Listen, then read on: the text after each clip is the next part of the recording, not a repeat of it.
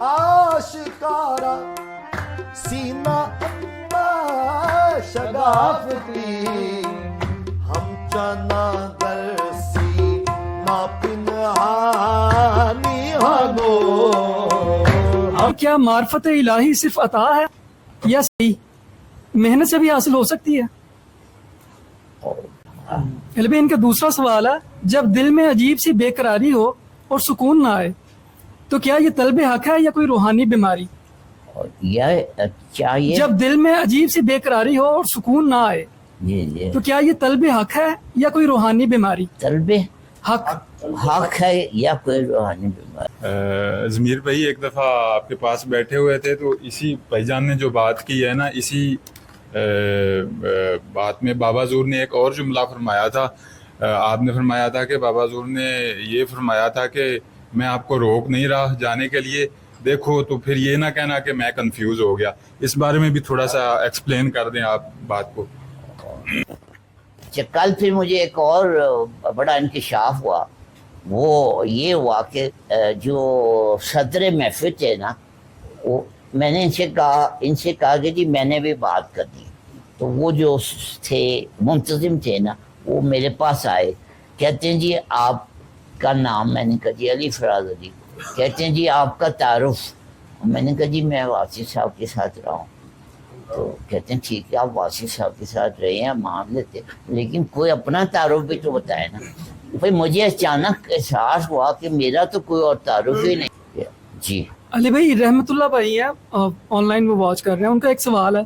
जी वो कह रहे हैं क्या मार्फत इलाही सिर्फ अता है या सही मेहनत से भी हासिल हो सकती है?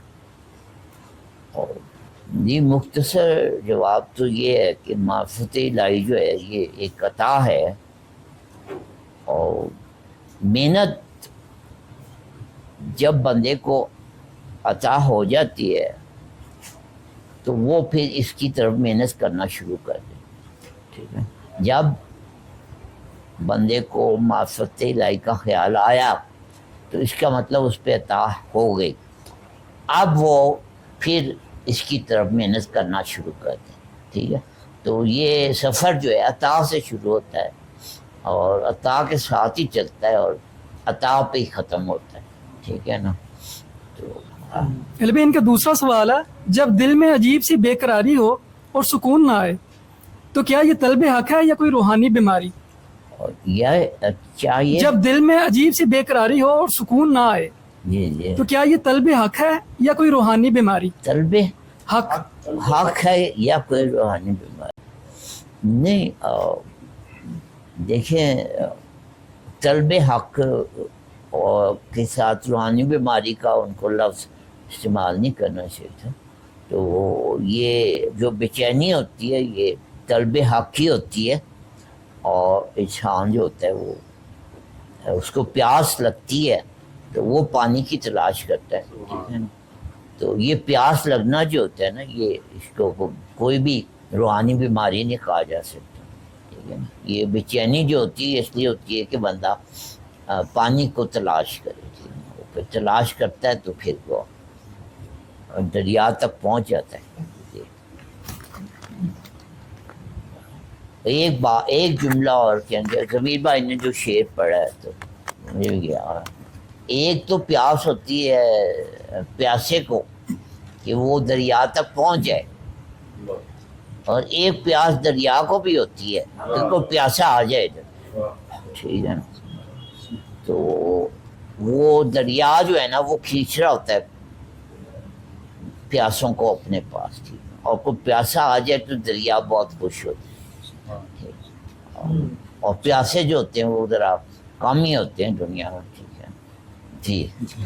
अक्सर लोग मिनरल वाटर पी के गुजारा कर लेते हैं, तो दरिया तक पहुंचने वाले प्यासे जो है ना वो ज़रा कम ही होते हैं। जी ज़मीर भाई एक दफ़ा आपके पास बैठे हुए थे तो इसी भाईजान ने जो बात की है ना, इसी बात में बाबा ज़ूर ने एक और जुमला फरमाया था। आपने फरमाया था कि बाबा ज़ूर ने ये फरमाया था कि मैं आपको रोक नहीं रहा जाने के लिए, देखो तो फिर ये ना कहना कि मैं कंफ्यूज हो गया। इस बारे में भी थोड़ा सा एक्सप्लेन कर दें आप बात को।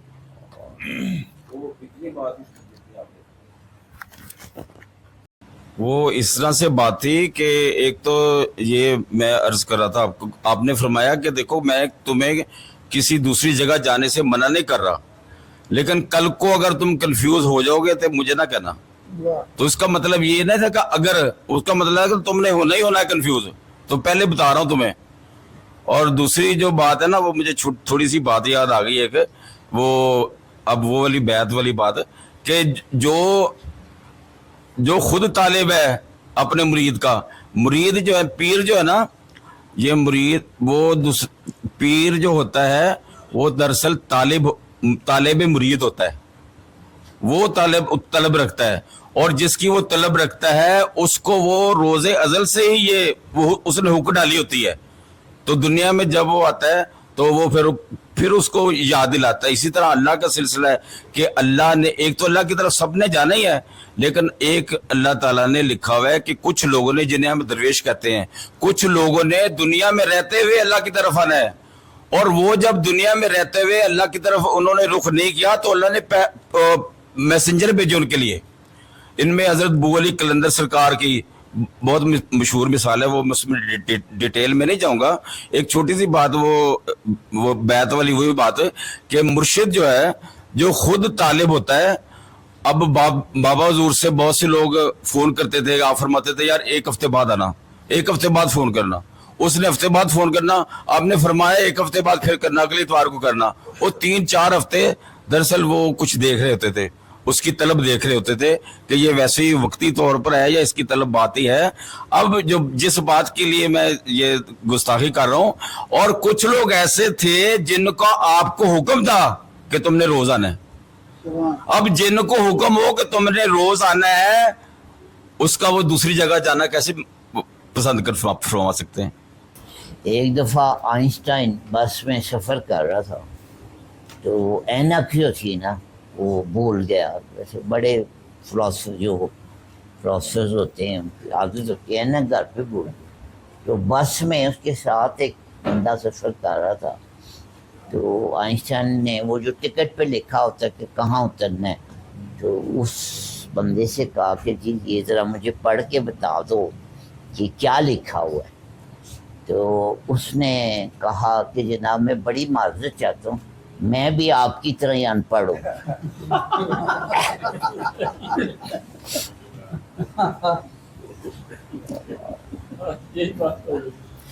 آئنسٹائن کی ایک اور بات سن لیں سے میری پوزیشن بھی واضح ہو جائے گی. وہ تنویر صاحب نے کچھ زیادہ ہی میرے بات کر دی میرے اندر. تو آئنسٹائن کا ایک ڈرائیور تھا جو کہ شکل و صورت میں بالکل آئنسٹائن سے ملتا جلتا. اچھا، آئنسٹائن نے جو تھیوری دی تھی نا، اس کا نام تھا تھیوری آف ریلیٹیوٹی. ٹھیک ہے، سب کو پتہ ہے E=mc². تو وہ اس زمانے میں نا تو اس کو بہت دعوتیں ملتی تھیں کہ اس تھیوری کو آ کے نا ہمیں سمجھا دو 1 گھنٹے کے اندر. ٹھیک ہے. اچھا، یہ بات یہاں پہ رکھ کے نا بیچ میں ایک اور بات کروں. آئنسٹائن نے کہا تھا کہ جو بات آپ 5 سال کے بچے کو نہیں سمجھا سکتے، وہ سمجھ لیں کہ وہ آپ کی اپنی سمجھ میں بھی نہیں ہے. یہ میں نے اس لیے بات کی ہے کہ بابا حضور نے اور تمام درویشوں نے نہایت آسان طریقے سے بات کی ہے کہ جو ایک 5 سال کے بچے کو بھی آپ سمجھا سکتے. ٹھیک ہے. اب وہ اس بات کی طرف آتے ہیں. وہ آئنسٹائن کا جو ڈرائیور تھا وہ اس کا ہم شکل تھا، اور روز ہی کہیں نہ کہیں لیکچر کی دعوت ملتی تھی، بلکہ ایک دن میں کئی دفعہ.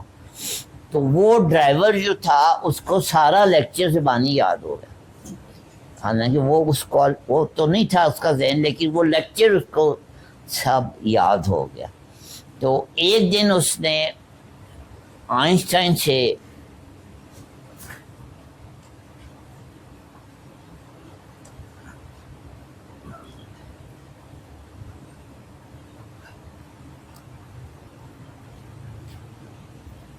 اور بات ہو رہی تھی. آئنسٹائن کا جو ڈرائیور اس کا ہم شکل تھا، تو اس کو نا وہ روز جا کے اس کو سارا لیکچر یاد ہو گیا.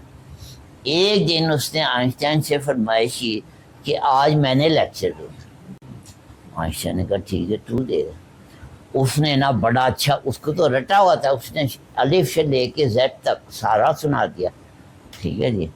تو بعد میں اب سوالات کے ہوا، تو وہ جب سوال ہوا تو وہ کسی نے کہا کہ جی یہ سوال یہ بتائیں، تو کہتے جی یہ تم نے کیا سوال کر دیا، یہ سوال تو میرا ڈرائیور بھی بتا سکتا ہے، یہ کہہ کے اس نے آئنسٹائن کو بلا دیا۔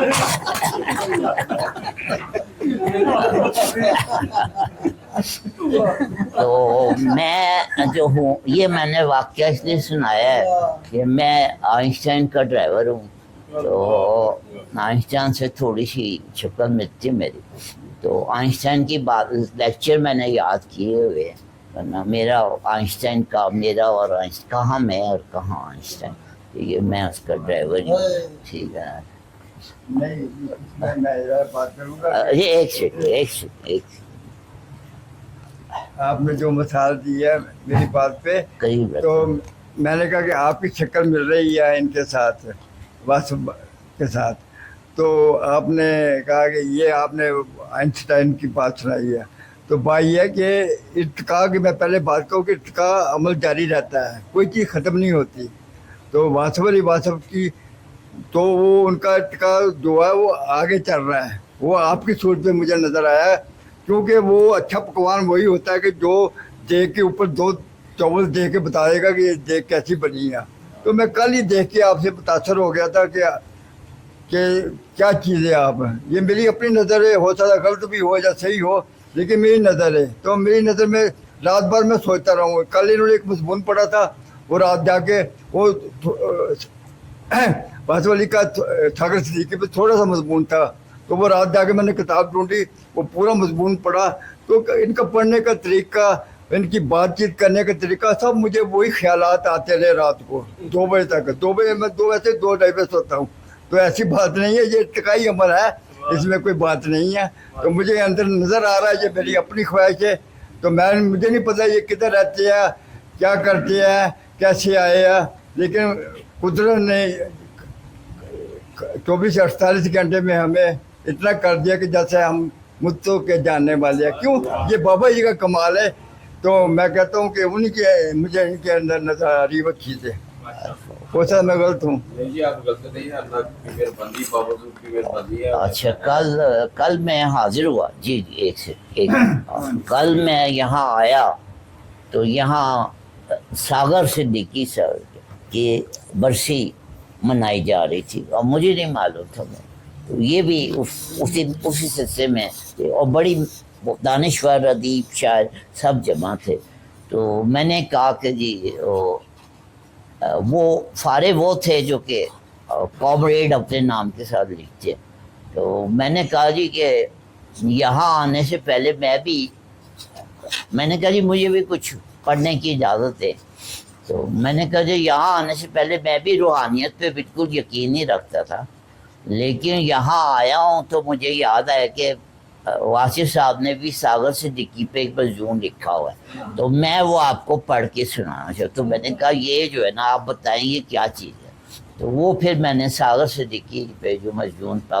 اس مضمون میں ساگر صدیقی کا نام آتا ہے، اس کا نام ہے گمنام ادیبوں کے نام، تو اس میں ساگر صدیقی کا نام بھی آیا ہے، وہ پھر میں نے کل کی ان کی نشست میں پڑھا جا کے نا، تو وہاں سے نا ہماری جو ہے نا وہ دوستی ہو گئی، تو باقی جو ہے یہ ان کا حسن نظر ہے۔ اچھا، کل پھر مجھے ایک اور بڑا انکشاف ہوا، وہ یہ ہوا کہ جو صدر محفل تھے نا، وہ میں نے ان سے کہا کہ جی میں نے بھی بات کرنی، تو وہ جو تھے منتظم تھے نا، وہ میرے پاس آئے، کہتے ہیں جی آپ کا نام، میں نے کہا جی علی فراز علی، کہتے ہیں جی آپ کا تعارف، میں نے کہا جی میں واصف صاحب کے ساتھ رہا ہوں، تو کہتے ہیں ٹھیک ہے آپ واصف صاحب کے ساتھ رہے ہیں، مان لیتے، لیکن کوئی اپنا تعارف بھی تو بتائے نا۔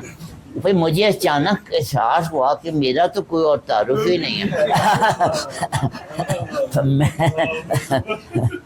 ہے، میرا تو سی وی میں کچھ ہے ہی نہیں, میں ان کو کیا بتا. ویسے میں نے جھوٹ موٹ انہیں کچھ بتا دیا تو وہ انہوں نے جا کے اناؤنس کر دیا, ٹھیک ہے نا. ان کی ایک بڑی اسپیشلٹی ہے کہ بابا حضور کے وقت جو لوگ ان سے متعلقین تھے وہ سب اپنے اپنے کام ہی کرتے تھے. جو نوکری کرتا ہے وہ نوکری کر رہا ہے, جو پڑھا رہا ہے وہ پڑھا رہا ہے, جو کاروبار کر رہا ہے وہ کاروبار کر رہا ہے. اور یہ اس وقت جو ہے پنجاب یونیورسٹی میں کیمیکل انجینئرنگ کے اسٹوڈنٹ ہیں. تو جب یہ تشریف لائے بابا حضور کی حاضری کے بعد تو انہوں نے ادھر سے فارغ کر دی, یونیورسٹی فارغ کر دی, اور صبح بھی بابا حضور کے پاس, شام بھی بابا حضور کے پاس. تو بہرحال وہ اب اوبیسلی ظاہر ہے جو بندہ زیادہ اس میں رہتا ہے تو چانسز ہوتے ہیں کہ اس کو زیادہ انعام مل جائے, زیادہ رنگ بھی چڑھ جائے اس پہ. اور اس کے علاوہ جو ہے ماشاءاللہ ان کا جو خاندانی وہ حوالہ ہے, ان کے قبلہ بزرگ والد صاحب پروفیسر وزیر حسن عابدی, ان کی والدہ بھی بہت متقی پرہیزگار تھی. تو اس وقت میں جو بات فکرہ کہنا چاہ رہا ہوں یہ میں سمجھتا ہوں کہ ان کو جیسے بھی لگے کہ اس وقت واصف صاحب کے متعلقین کے آپ صرف ڈائریکٹ صحابہ کرام ہی سمجھ لیں. واصف صاحب کے صحابہ کرام میں علم و ادب کے حوالے سے اگر کوئی بندہ نمایاں ہے تو وہ ان کی ذات ہے, سید علی فراز عابدی. اور ایک جو ہے ایک جو دیکھیں حقیقت ہے حضرت امام زین العابدین, اور اتفاق سے آج شام کو جو ہے نا آپ کا یوم شہادت بھی ہے, تو ان کے اولاد سے ہیں. اور آپ بابا حضور, یہ آج میں تھوڑی سی معافی چاہتا ہوں کہ تھوڑا سا میں زیادہ بول گیا ہوں. تو بابا حضور آپ ایک ان کے قصیدے کا حوالہ دیتے تھے.